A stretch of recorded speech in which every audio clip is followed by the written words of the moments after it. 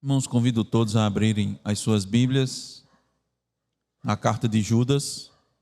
Judas, nós vamos ler os versículos 14, 15 e 16, que é o texto que nós iremos expor nesta oportunidade. Judas 14, 15 e 16.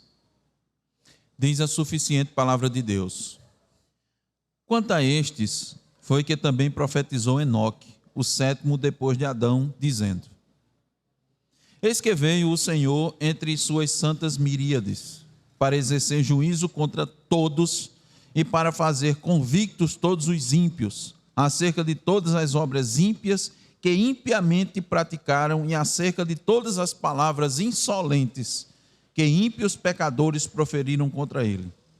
Os tais são murmuradores, são descontentes, andando segundo as suas paixões. A sua boca vive propalando grandes arrogâncias, são aduladores dos outros por motivos interesseiros. Amém. Oremos, irmãos. Senhor, Senhor nosso, te pedimos, ó Senhor, mais uma vez que o teu Espírito esteja conosco, ó Deus, nos guiando e nos dirigindo. A tua palavra aqui lida, Senhor, precisa ser exposta para que teu povo seja alimentado, para que teu Filho bendito Jesus Cristo seja enaltecido, ó Deus, seja anunciado, seja crido e seja temido. Isso só pode ser feito, ó Deus, por meio do teu Espírito, nos guiando, Senhor, agindo. Agora, Senhor, te rogamos, precisamos da tua palavra, Senhor, precisamos ouvir, precisamos entender, precisamos crer, Senhor, e precisamos viver, Senhor, segundo e à luz da tua palavra. Teu povo necessita do alimento. A tua palavra, Senhor, precisa ser anunciada. Por isso, Senhor, seja conosco. Sejamos fiéis a esta exposição, ó Deus. E também, Senhor, que teu Espírito conceda, Senhor, compreensão. Porque, Senhor, não é a nossa capacidade que fará com que a gente venha entender, Senhor. A tua palavra é espiritual. A tua lei é espiritual. E só se entende, Senhor, por meio do teu Espírito.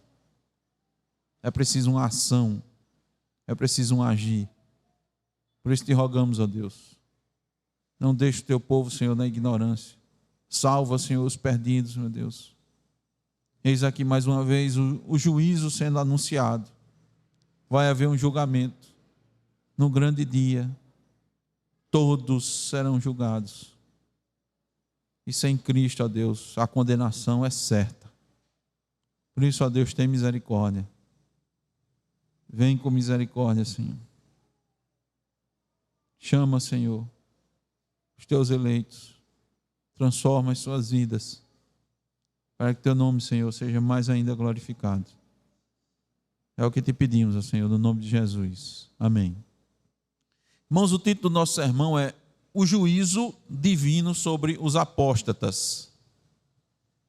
O juízo divino sobre os apóstatas. É impressionante como nos nossos dias as pessoas não se dão conta, elas não se apercebem que um dia o juízo virá. Cristo virá para julgar o mundo. Nós dizemos que isso é impressionante nos nossos dias, porque também é verdade que em determinados momentos da humanidade o povo estava mais sensível a ouvir a mensagem do Evangelho, a ouvir a mensagem do juízo divino, mais em uns tempos do que os outros. Nós vemos isso em relatos. Talvez alguns de nós até já vivenciou, já passou alguns períodos que as pessoas, elas tinham mais temor. Elas inclusive manifestavam isso. Até em momentos informais, em horas informais, quando o cristão estava falando, no meio dos ímpios, e alguns ímpios advertiam, dizendo: rapaz, presta atenção, que ele está falando é de Deus, da palavra de Deus, não é verdade? Mas nos nossos dias há um desinteresse, até mesmo quando o próprio ímpio pergunta a respeito da palavra de Deus. Nós vemos pessoas que questionam os crentes e quando eles apresentam a palavra de Deus, eles, como não receberam a resposta que desejaram, eles desviam a conversa, desviam a atenção, mudam rapidamente de assunto, saem do ambiente, em especial quando se fala do juízo divino. Mas, no nosso tempo, é de quase completa desconsideração sobre este tema. Isso muito provavelmente se deu, irmãos, por causa das muitas religiões que nós temos. Há muita opção. O conhecimento foi difundido, outras sociedades, outras culturas são expostas, são descobertas, entre aspas. As pessoas têm mais conhecimento hoje, e isso ajuda as pessoas a estabelecer com muito mais facilidade seus próprios padrões religiosos. Eles se identificam com outros grupos, com outras culturas. Eles fazem misturas, miscigenações. Até mesmo, é verdade que hoje ainda se dizem pessoas que são ateus, mas, se irmãos prestarem atenção, houve uma certa diminuição. Tão presente nas décadas passadas. As pessoas hoje não negam com tanta veemência o transcendente, porque o materialismo não mais responde às questões por si só. Antes o materialismo respondia mais, mas hoje não. Eu quero lembrar aos irmãos que saímos de um modelo teocêntrico, até meados do século XVII, para o antropocentrismo, com a chegada do que nós trouxemos para os irmãos do iluminismo, o século das luzes.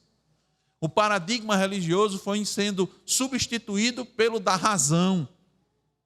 Muitos adotaram a ótica materialista para entender o mundo, que influenciou muitas pessoas, os irmãos sabem, inclusive até países adotaram essa concepção, e os irmãos também sabem a consequência disso para esses países. Mortes, fome, opressão. Mas hoje, essa visão está meio adaptada. Claro que ainda muito influente, mas está com a nova roupagem. Entretanto, ela não consegue se impor tanto mais e retirar o transcendente, o espiritual, que tanto vigorou nos séculos passados. Mas, irmãos, isso não tem contribuído para que as pessoas vão em busca de Deus. Hoje as pessoas estão indo atrás da sua própria espiritualidade. E isso é até muito mais perigoso do que antes. Não pense, não. É muito mais perigoso. Porque Deus deixa de ser completa e totalmente a referência. A palavra de Deus é totalmente relativizada, minimizada. Porque a verdade absoluta é negada e a verdade relativa posta no seu lugar. E, irmãos, verdade relativa abre espaço para as heresias, para a apostasia, para a justificativa de qualquer tipo de pecado.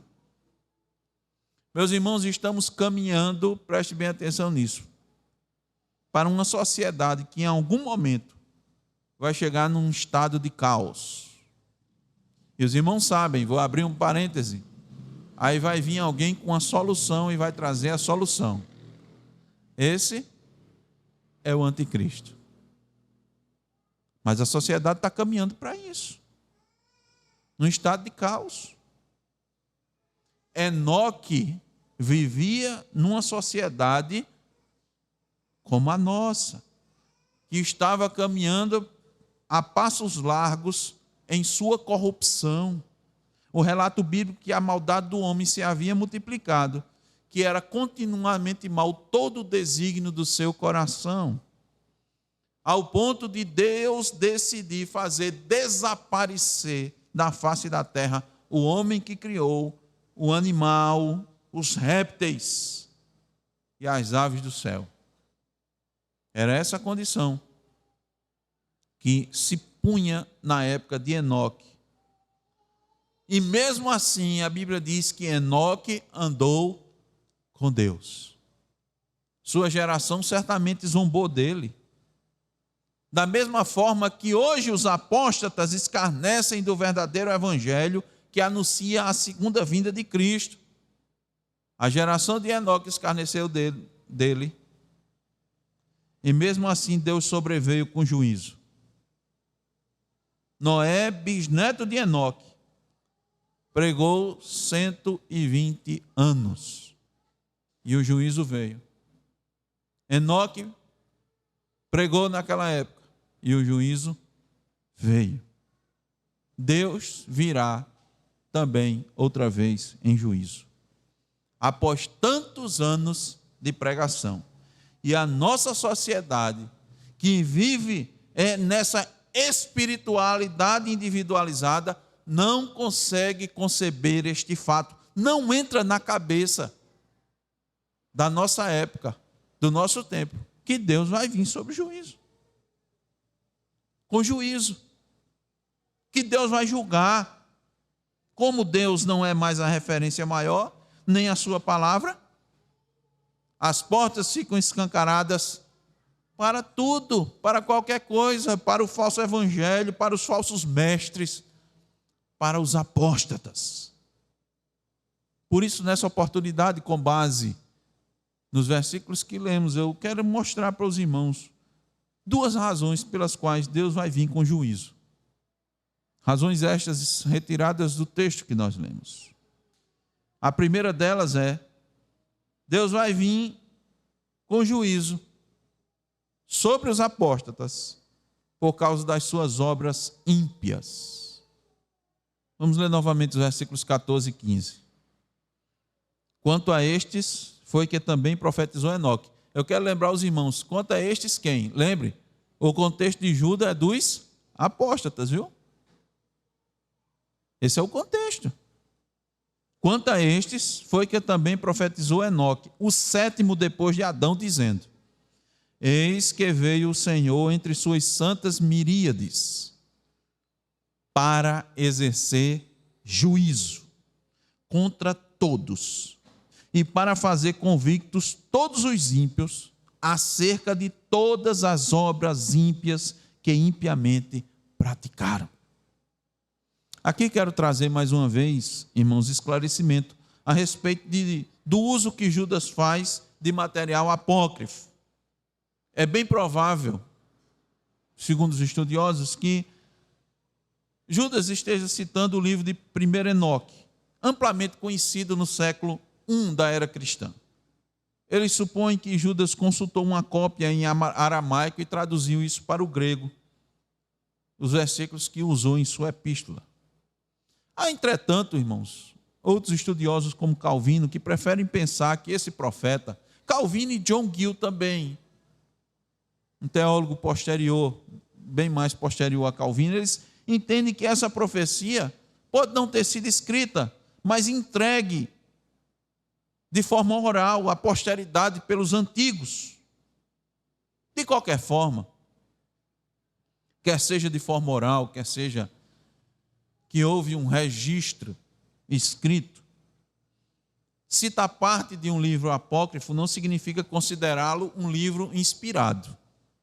Estudos mostram que 2 séculos antes e 2 séculos depois do nascimento de Cristo, esse relato de Enoque era respeitado entre os escritores religiosos. Mas como o Espírito Santo moveu Judas a escrever, nós não temos dúvidas que Deus conferiu a autoridade a essa carta, toda ela, inclusive esse trecho. O que é importante entendermos, irmãos, é que Enoque, veja a comparação aqui. O que Judas quer trazer? Enoque tinha uma comunhão tão íntima com Deus, que Deus o tomou para si, nós sabemos disso pelo relato de Gênesis, para que ele não experimentasse a morte. Não é verdade? Enoque também estava ao lado de Noé, no sentido em que ele pregava numa época que o povo dava as costas para Deus, pouco tempo depois do início da humanidade. pouco tempo depois. 7 gerações depois. Essa era a condição que estava a humanidade. É impressionante como a impiedade se desenvolve em tão pouco tempo. Só precisa de poucas condições favoráveis para ela crescer e contaminar a maioria. E Enoque, irmãos, conhecendo Deus, sabia que o Senhor viria para julgar a impiedade daquelas pessoas. E já tinha apóstata naquela época? Sim, já tinha. Porque já tinham ouvido a respeito do Criador por meio dos filhos de Deus, a descendência de Sete. Eles, inclusive, viviam com essas pessoas. Eles conheciam a maldição de Caim. Eles viam a vileza dos seus descendentes. Eles viam a diferença da descendência de Caim para a descendência de Sete. Eles viam que a descendência de Sete adorava o Senhor, temiam ao Senhor. Mesmo assim, desprezavam todos os sinais, toda a instrução que vinha da parte de Deus. Eles preferiram ficar com o pecado e desaprovar Deus. Eles ficaram encantados, e eles tinham muito motivo para ficarem encantados com a sua força, com seus feitos. O relato de Gênesis, eles eram homens, tinham homens de renome que marcaram seu nome na história. Pela sua capacidade, eram fortes, homens altos, gigantes, viris, destemidos. Eles ficaram encantados com essas coisas. Eles se encantaram com a criatura e rejeitaram o Criador. Eles se encantaram com os feitos da criatura e não deram ouvidos à instrução do Criador. Os irmãos sabem que eles ainda experimentavam muito da perfeição do mundo que foi criado. Eles ainda estavam experimentando. O pecado já estava, evidentemente, atuando no mundo, mas ainda eles estavam vivendo 600, 700, 800, 900 anos. A terra ainda não estava tão degradada, as condições ainda eram muito boas. Eles rejeitaram, deram as costas para Deus. Enoque dizia que Deus iria julgar o mundo, mas o mundo se fez de surdo. Eles não podiam conceber Deus vindo com poderosos exércitos de anjos. É isso que significa, irmãos, essa expressão aqui. Eis que vem o Senhor entre suas santas miríades, exércitos de anjos. Ele não podia entender isso, da mesma forma que eles não podiam conceber que Deus ia vir com juízo por meio do dilúvio, apesar de Noé ter pregado 120 anos. Eles não deram ouvidos a Enoque, não deram ouvidos a Noé. E a nossa geração também está de ouvidos fechados às advertências contra os juízos de Deus. Não se pode falar, nos dias de hoje, de um Deus justo que vem julgar os pecadores, julgar os imorais, os idólatras, os adúlteros, os hipócritas, os escarnecedores, corruptos, assassinos, abusadores, apóstatas, falsos mestres. Na nossa geração só cabe falar de um Deus que é todo amor. Isso cabe. Por quê? Porque ele diz, já basta de tanta coisa ruim neste mundo, tanta violência, tanta desigualdade, desunião, guerras, ódios, conflitos, abusos, exploração. E eles podem dizer, veja, as pessoas têm buscado a Deus, mas pelo menos da sua forma, do seu jeito, mas têm buscado. Mas o ensino é este: o Senhor virá uma segunda vez, agora para julgar todas as pessoas, mas vai condenar os perversos, os apóstatas, os idólatras. Por que é que o juízo vai vir, irmãos? Por causa das obras ímpias que praticaram. Não tem como escapar, porque Deus concedeu a Cristo a autoridade de julgar, e Ele vai vir julgar. Quando Ele veio a primeira vez, Ele veio salvar o seu povo dos seus pecados, não foi isso? Mas a segunda vinda é para julgamento. É para julgamento. As pessoas ainda querem o Jesus que vem para salvar. Eles querem um Jesus que aceite você do seu jeito. Quer que Jesus aceite a sua adoração do seu jeito. Quer que aceite as suas obras do seu jeito. Quer que aceite a sua intenção. É isso que eles querem. Mas quando Jesus vier, não vai vir desse jeito. Ele não consegue conceber isso, porque é Jesus. É o Filho de Deus. Ele não veio para salvar, mas ele vem para julgar. Em João 5, do 27 ao 30, está dito: e lhe deu autoridade para julgar, porque é o Filho do homem. Não vos maravilheis disto, porque vem a hora em que todos os que se acham nos túmulos ouvirão a sua voz e sairão. Os que tiverem feito o bem, para a ressurreição da vida, e os que tiverem praticado o mal, para a ressurreição do juízo. Eu nada posso fazer de mim mesmo, na forma porque ouço, julgo. O meu juízo é justo, porque não procuro a minha própria vontade, e sim a daquele que me enviou. E ainda em João 3,19 é dito: o julgamento é este, que a luz veio ao mundo, e os homens amaram mais as trevas do que a luz, porque as suas obras eram más. Deus vem em juízo e vai julgar, porque as obras são ímpias, são más. Que obras ímpias são essas? Judas vai, ao desenvolver sua carta, mostrar algumas dessas obras. Ele disse: os homens ímpios são imorais. Os homens têm dado vazão à inclinação da sua carne, à sua natureza pecaminosa. Eles não têm demonstrado nenhuma disposição de frear seu impulso. Seus impulsos, pelo contrário, eles querem satisfazer isto de todas as formas. Eles incentivam essas práticas nos demais, porque é muito agradável. Quer agradar uma pessoa, irmãos? Incentive ele a botar para fora, a satisfazer. Diga a ele: ouça seu coração, né? Você merece, você pode. Eles estabelecem a sua própria doutrina, essa doutrina deles. Então, quem estabelece a sua própria doutrina não tem como frear os impulsos da carne, porque a lei de Deus é que tem esse poder. Eles, lembram os irmãos, nem amam a lei, nem amam quem ama a lei de Deus. Eles odeiam quem ama a lei de Deus. Em segundo, suas obras são ímpias, porque eles fazem pouco das autoridades. Judas disse que eles difamam as autoridades, não respeitam as autoridades que Deus deixou, no lar, na igreja, no Estado. Eles tentam desacreditar as autoridades, porque aí eles não vão ter oposição. Eles vão fazer facilmente, realizar facilmente aqueles que eles querem. E a gente precisa ter cuidado, que isso é uma tática maligna. Há muitos que usam de astúcia, de malícia para derrubar uma autoridade e tentar ocupar o seu lugar. Os irmãos devem lembrar da revolta de Corá, Datã e Abirão, né? Citada inclusive por Judas também. Que é isso? Por que vocês estão? Que é isso, Moisés? Esse povo é todo santo também. Você acha que agora pode mandar nesse povo? O povo é santo, está aqui, ó. Eu, Corá, eu, Datã e Abirão e mais 250 príncipes.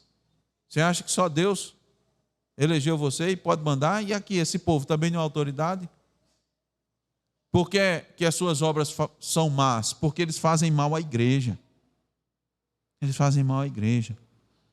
Eles se aproveitam, os apóstatas aproveitam da boa vontade, da singeleza dos filhos de Deus para lhes fazer mal, seja de qual forma for, e eles vão prestar contas a Deus. John Albert Bengel diz: um pecador é mau. Aquele que peca sem temor é pior. Tem os que pecam e tem os que pecam sem temor. Por isso, irmãos, que também no inferno vai haver gradação de pena. Assim como no céu vai ter galardões diferentes, no inferno também.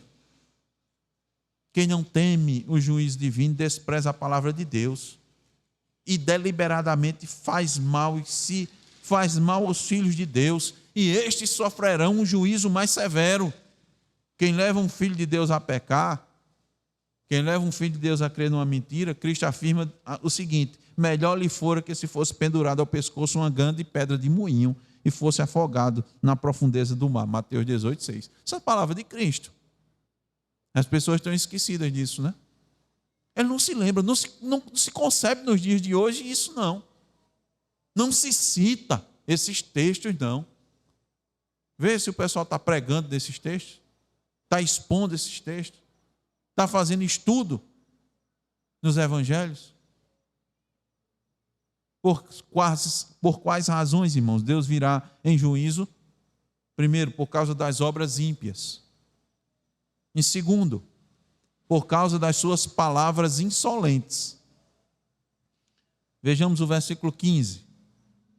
Para exercer juízo contra todos e para fazer convictos todos os ímpios acerca de todas as obras ímpias que impiamente praticaram e acerca de todas as palavras insolentes que ímpios pecadores proferiram contra ele. O juízo, irmão, será universal. Há cristãos que erroneamente pensam ou foram ensinados que os filhos de Deus não serão julgados, mas serão julgados. Em 2 Coríntios 5,10 diz assim: porque importa que todos nós compareçamos perante o tribunal de Cristo, para que cada um receba segundo o bem ou o mal que tiver feito por meio do corpo. Todos vão comparecer diante do tribunal. Não serão 2 tribunais, será um tribunal. Agora, este tribunal terá duas sentenças, 2 tipos de julgamento. Vai haver um julgamento para galardão. Apocalipse 22:12. E eis que venho sem demora, e comigo está o galardão que tenho para retribuir a cada um segundo as suas obras. Então vai ter um julgamento para galardão e um julgamento para condenação. Apocalipse 20, do 11 em diante, diz: vi um grande trono branco e aquele que nele se assenta, de cuja presença fugiram a terra e o céu, e não se achou lugar para eles. Vi também os mortos, os grandes e os pequenos, postos em pé diante do trono. Então se abriram livros, ainda outro livro, o livro da vida, foi aberto, e os mortos foram julgados segundo as suas obras, conforme o que se achava escrito nos livros. Deu o mal aos mortos que nele estavam. A morte e o além entregaram os mortos que neles havia, e foram julgados um por um, segundo as suas obras. Então a morte e o inferno foram lançados para dentro do lago de fogo. Esta é a segunda morte, o lago de fogo. E se alguém não foi achado escrito no livro da vida, esse também foi lançado. Esse foi lançado para dentro do lago de fogo. Apocalipse 20, do 11 ao 15. O juízo de Deus vai ainda, além de julgar, vai deixar de Judas convictos os ímpios das suas obras más. E isso é muito interessante. Por quê? Porque as pessoas não têm noção do seu pecado. As pessoas não têm noção de que aqueles que estão fazendo vai ser julgado por Deus. O seu coração engana. O seu coração lhe leva a enganar, a você enganar a si mesmo. Leva o cristão a enganar-se a si mesmo. Quanto mais o ímpio. O ímpio, devidamente cauterizado, ele não tem noção da quantidade de pecado que pratica. Mesmo que a sua consciência esteja lhe acusando, ele encontra uma forma de abafar esta voz, este aviso. A consciência está lá, mas ele arruma um jeito. Por isso que fala de cauterizado. Cauterização é uma insensibilidade. Ele não tem noção. O ímpio não tem noção da sua idolatria. Por quê? Porque na sua espiritualidade, ele pensa que está adorando a Deus. Mas o juízo virá e o deixará muito bem esclarecido a respeito de todos os seus pecados. Isso ocorrerá porque todos seremos julgados pelas nossas obras. O que é que vai acontecer? Cristo vai mostrar, irmãos, que determinadas obras, consideradas boas pelos homens, não podem ser aceitas por eles. Vai ser mostrado isso. Judas não está dizendo. Inclusive, muitos atos de adoração, muitos cultos, os ímpios tardiamente vão descobrir que suas ações, suas coisas boas, suas obras de caridade não serão contabilizadas a seu favor, mas vão descobrir isso no juízo. Por que isto? As obras dos justos serão recebidas. Por causa deles? Não, por causa de Cristo. Por causa de Cristo. Nós seremos julgados, todos pelo aquilo que fizermos. Mas as obras nossas serão recebidas por causa de Cristo, por causa da sua justiça. Nossas obras, quando feitas, impulsionadas pelo Espírito para a glória de Deus, por causa de Cristo, vão ser recebidas. Pois somos feituras suas, criadas em Cristo Jesus para as boas obras. Porque você nasceu de novo.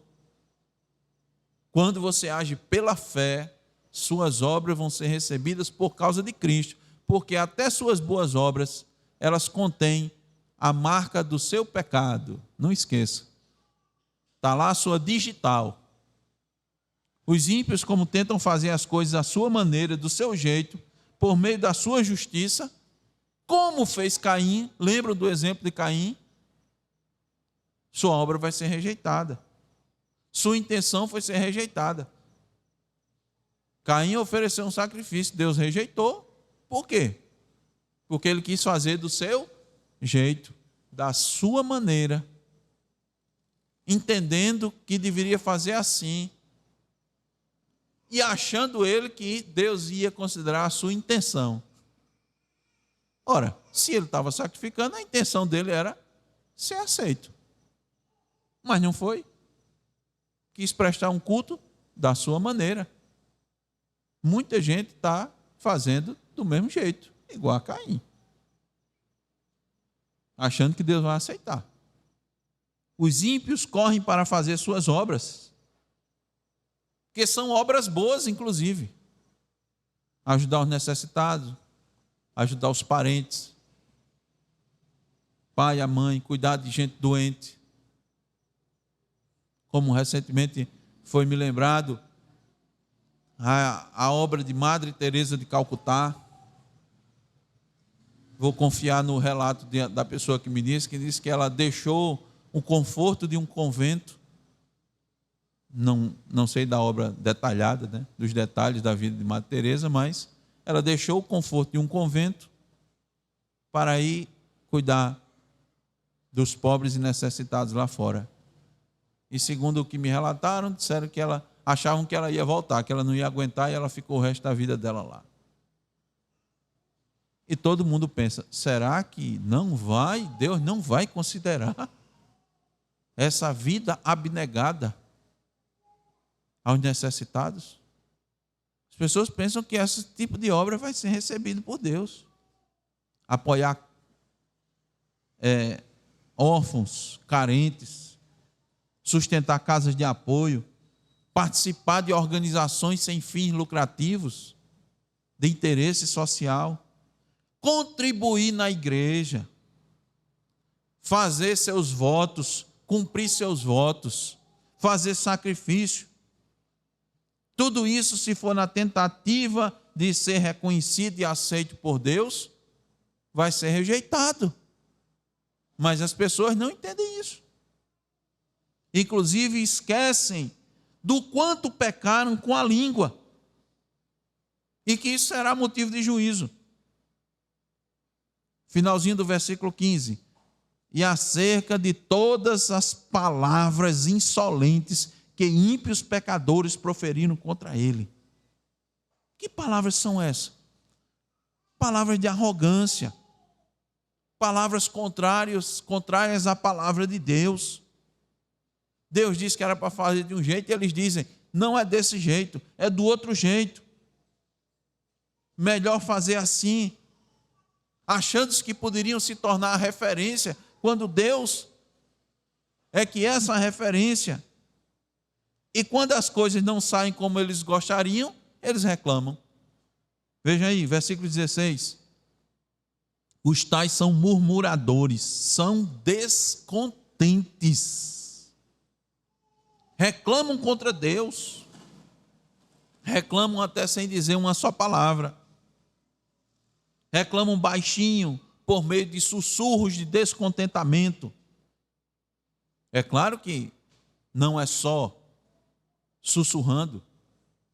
Muitas vezes é falando mesmo, expondo, reclamando, publicamente. Quer seja num grupo menor, entre uma ou duas pessoas, ou entre mais pessoas. Porque eles não se submetem à lei de Deus. Quando eles conhecem a lei de Deus, reclamam dela. Porque a lei de Deus expõe os pecados. Eles não querem ouvir aquele que lhes condena, que denuncia sua apostasia. Eles querem manter uma boa aparência. Aparência até de cristão, de santo. Eles reclamam, murmuram, descontentes. Descontentes de quê? Descontentes da soberania de Deus. Tem uma coisa que mais o ímpio reclama, que acha ruim, é a soberania de Deus. A soberania de Deus os deixa irritados, a ponto de blasfemarem. Eles dizem, como é? Deus determina tudo. Deus decretou tudo. Deus faz um vaso, um para a honra, outro para a desonra. Que Deus é esse? E muitos dizem, este não é o meu Deus. Eles dizem, esse não é o meu Deus. São reprovadores de Deus. Que ensino é esse? Que doutrina é essa?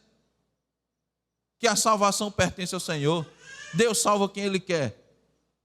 Não, não é assim não. Isso é um absurdo. Deus não é assim. Deus não é desse jeito.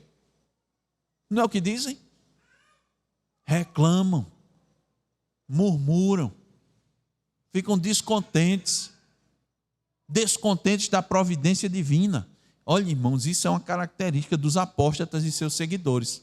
Ficar descontente da providência divina. E eu disse e repito e lembro aos irmãos, você tenha cuidado, porque tem pessoas que dizem que são cristãos, acontecem as coisas e ele diz, eu repreendo. Você está repreendendo quem? Deus? Porque se está acontecendo, não estava na providência? Cuidado. Reprovadores de Deus. Tem muitos que se diz cristão reprovando. E acha que não. Não, porque para eles, lembre-se, sonhadores, né? Eles acham que estão reprovando Satanás. Quando estão reprovando Deus. Por quê? Eles não têm a visão correta. Porque não têm a doutrina correta, a teologia correta. Então eles fazem isso. Eles reprovam Deus. E eu estou me referindo a todos os atos de providência. Inclusive aqueles que aos nossos olhos não parecem ser bons. Como uma doença, uma morte, um prejuízo financeiro. Viver descontente com os propósitos divinos, que muitas vezes nos coloca em determinadas situações, que é contrário aos nossos planos, é uma característica dos apóstatas. A gente tem que ter cuidado para não agir como eles. Você faz planos, eu planejei tanto, queria ir para daquele lugar, não foi possível. Aí você reclama, mas rapaz, queria muito a vaga naquele emprego, trabalhar naquela instituição. Aí, quando volta para o seu trabalho, desgostoso. Está descontente com a providência. Como seria bom eu ser aprovado num desses concursos? Eu fui, fulano conhecido meu, também fez o mesmo concurso. Ele foi aprovado, eu não fui. Aí você se sente injustiçado. Por quem? Por Deus, né? Por que fulano tem tantas oportunidades e eu não tenho? Ele tem tanto, aparece uma coisa aqui, outra ali. E eu vejo ele falando e tal, e conversando, e apresenta uma coisa, apresenta outra. E para mim, é só isso. Muita reclamação, irmãos, contra Deus. E, lembre-se, os apóstolos estão dentro da igreja. Não esqueça desse contexto. Aqui, evidentemente, se caracteriza para todos os ímpios, porque todos os ímpios serão julgados. Mas o foco de Judas são os apóstatas. E eles estão dentro da igreja. E eles reclamam. Reclamam como Deus determina as coisas na igreja. Como deve se portar a igreja que quer se portar segundo a palavra de Deus, os apóstatas reclamam. Olha, não é para ser bem assim, é para ser desse jeito. A igreja deveria agir dessa forma. E o culto é para ser assim. Essas decisões aí estão tomadas com base em quê? Está aqui o texto, irmão, mas esse texto aqui, isso aqui não é uma questão cultural, não. Assim, Deus vai julgar tudo que foi dito contra ele e contra seu filho. As insatisfações manifestas contra a sua determinação, Deus vai julgar. Deus vai julgar aquelas insatisfações contra ele que são feitas quando se reclama da autoridade que Deus colocou lá. De novo, lembrando do exemplo de Corá. Corá estava insatisfeito contra Deus e canalizou isso na liderança de Moisés e Arão. Quantos não se voltam, irmãos, contra os ministros, inclusive expondo suas fraquezas, como fizeram com o apóstolo Paulo, procurando desqualificá-lo para que o caminho ficasse aberto para as suas pretensões. Essa tática é antiga. Paulo, olha como ele fala, não tem nem eloquência. Ele diz que fala muitas línguas, ele diz que tem muito conhecimento, que estudou aos pés de quem? Gamaliel. Mas quando ele vai falar, ele vai pregar, as palavras dele são simples, palavras comuns. Isso é palavra de quem tem esse conhecimento todo de Deus? Diz ele que foi instruído por Jesus, o mestre do mestre, usando essas expressões. Desqualificar, né, o apóstolo Paulo? Isso é comum, isso é reclamar de Deus. Porque Deus foi quem escolheu, não foi? Os apóstolos. Foi Deus. Voltar-se contra os dons que Deus concedeu aos homens para exercerem autoridade. De novo, repito, quer na família, na igreja ou no Estado, verbalizando isto, é razão para Deus vir e exercer o juízo. Concluindo, irmãos. Versículo 16. Os tais são murmuradores, são descontentes, andando segundo as suas paixões. A sua boca vive propalando grandes arrogâncias. São aduladores dos outros por motivos interesseiros.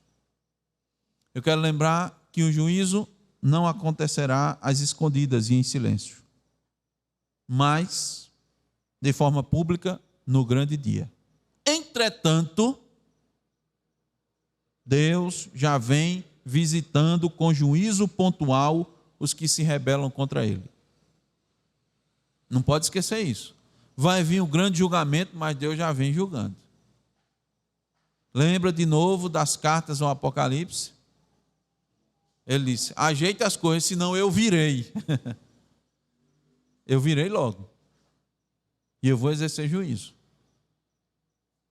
Muitos juízos já têm ocorrido contra os que se queixam de Deus, por meio de murmuração secreta ou pública.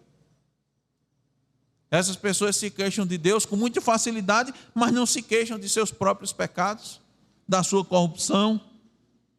Tem muita gente descontente com o que tem, com o que Deus lhe deu, e fica sempre exigindo mais dele. Várias ações, irmãos, de juízo têm ocorrido. Mas como as pessoas não têm a visão adequada, não enxergam o que está acontecendo sob a ótica correta, eles nem entendem que isso é um juízo. Muitas vezes entende que é uma situação, uma ocorrência, uma coisa que acontece com todo mundo. Isso acontece com todo mundo, né? E é Deus vindo exercer juízo. É bom que o apóstolo Paulo deixou isso muito claro quando diz assim, olha, tem muitos entre vós, não poucos, fracos e doentes e outros que dormem. Isso era o quê? Não é um juízo, não? Disciplina. E aí é que vai vir o juízo, irmãos, contra os que defendem heresias, contra aqueles que tentam deturpar os verdadeiros ensinos, contribuindo que muitos permaneçam nas trevas e ainda buscando desviar os verdadeiros crentes a pecarem contra a sã doutrina. Esses Deus vai vir com juízo, o Senhor vai vir pesado.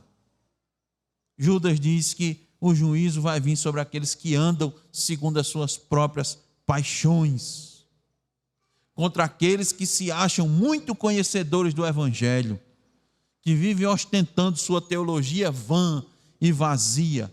É isso que ele está dizendo aqui, ó. Versículo 16.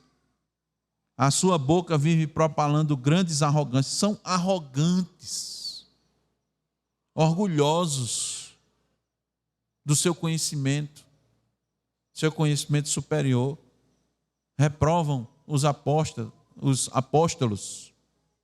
Essas pessoas, ao invés de apoiarem os crentes, apoiarem a igreja, eles apoiarem aqueles que lutam pelo reino de Deus, apoiarem os oficiais da igreja, a servirem melhor o pastor, os diáconos.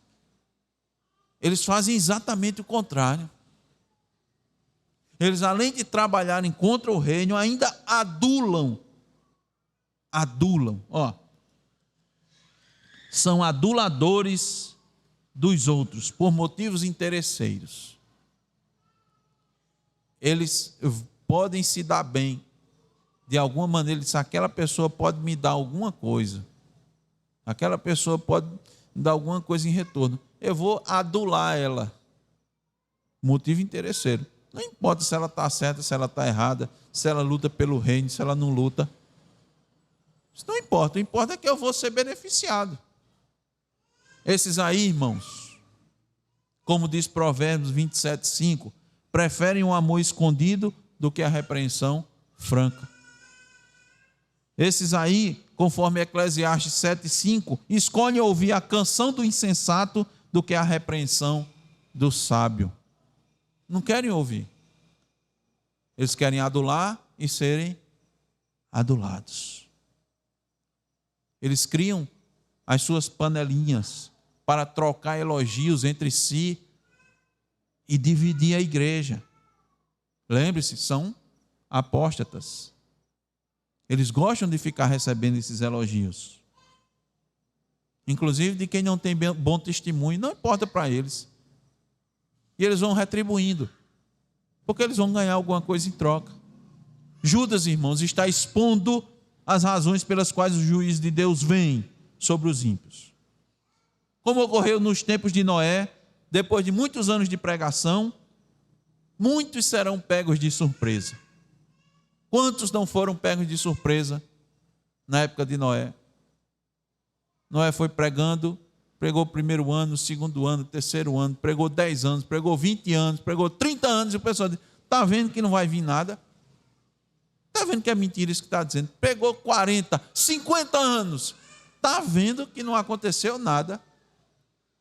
Pregou 100 anos, faz 100 anos que esse maluco está pregando, construindo esse barco aí,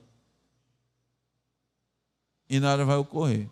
Mas uma hora começou a chover, e não tinha mais o que fazer, porque a porta já estava fechada, por fora do barco. Muitos serão pegos de surpresa com o juízo divino, porque nunca imaginam uma atitude dessa da parte de Deus. Nunca imaginam que Deus vai fazer isso. Como nunca imaginaram que Deus ia destruir o mundo com água. E o que eu lhe digo é, não queira estar nessa situação. Não queira estar nessa situação de ser pego de surpresa, porque quando isso acontecer, não vai ter mais o que fazer. Avalie suas obras e veja se elas têm sido feitas para a glória de Deus. É uma boa forma de você verificar isso. Suas obras são para a glória de Deus. Aquilo que você faz, você busca glorificar a Deus? Se não, eu trabalho bem, porque tenho que trabalhar, né?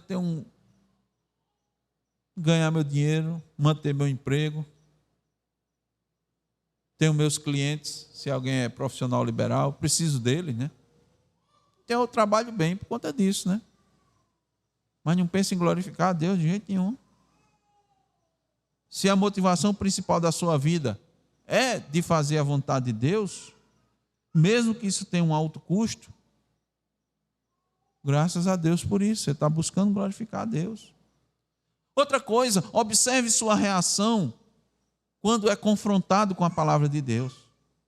Quando a palavra de Deus é verdadeiramente exposta e ela reprova as suas obras, ela reprova sua atitude, ela reprova sua fala, seus pensamentos. Como você tem reagido? Como Caim, que se revoltou contra Deus e não aceitou a repreensão? É assim que você tem agido? Mas Deus falou diretamente com Caim. Hoje em dia, Deus fala por meio da sua palavra, da pregação, do estudo, do irmão, de uma conversa. Quando você é confrontado, como você tem reagido? Como Corá, Datã e Abirão, que proferiram palavras dignas de juízo. Lembre-se que o Senhor vai vir julgar. Quer pelas obras ímpias, quer pelas palavras insolentes. E para não ser condenado neste julgamento, somente por meio de Cristo Jesus. A condenação ou a salvação, a condenação virá se não tivermos em Cristo. Ela virá. Por quê? Porque nós precisamos da sua justiça, da sua retidão, da sua obra perfeita, para sermos aceitos. Sem Ele nós não podemos realizar as boas obras. Como eu costumo dizer, você realiza a obra boa, mas não realiza as boas obras. É preciso o Espírito de Cristo, para que a nossa boca não fique pronunciando palavras torpes, murmurações, reclamações, para que em nós esteja o fruto do Espírito. É preciso ter o Espírito de Cristo para que nós não vivamos reprovando Deus pelos seus atos providentes. Se não for assim, o destino será o mesmo dos apóstatas: juízo para condenação. Quem tem ouvidos para ouvir, ouça. Amém.